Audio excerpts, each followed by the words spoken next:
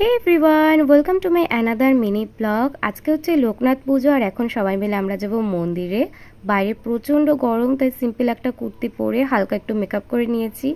এই ঘরে এসে দেখছি আমাদের তিনজনের ড্রেসের কালার সেম হয়ে গেছে। কিছুক্ষণ পরে আমরা বেরিয়ে পড়ি, সাথে রয়েছে মাসিও। মন্দিরের সামনে পৌঁছে দেখি বড় বড় সুন্দর দুটো গেট করেছে। আর এই যে আমাদের লোকনাথ বাবার মন্দির, পাশে রয়েছে একটা শিবলিঙ্গ। মার মাসির ছবি তুলছিলাম, আবার কার দেখা পেয়ে কথা বলতে ব্যস্ত হয়ে যায়। বাইরে এসে এখন আমরা প্রসাদ নেব, আর ভিড় দেখে তো মাথায় হাত। একেই গরম ওয়েদার, তার মধ্যে গরম গরম খিচুড়ি, কিন্তু খিচুড়ি তো ছাড়া যাবে না। আর এই খিচুড়ি নিতে গিয়ে তো মার আর আমার একাকার অবস্থা। হাতে খিচুড়ি পড়ে কি প্রচণ্ড গরম ছিল খিচুড়িটা, কি বলবো। মা তো ফু দিচ্ছিল।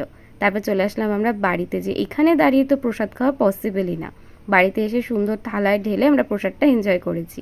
আর এই যে একটা ডাবের শ্বাস পেয়েছিলাম, যেটা মা খেতে ভীষণ ভালোবাসে। তো ভিডিওটি ভালো লাগলে লাইক করে দিও। চলো টাটা।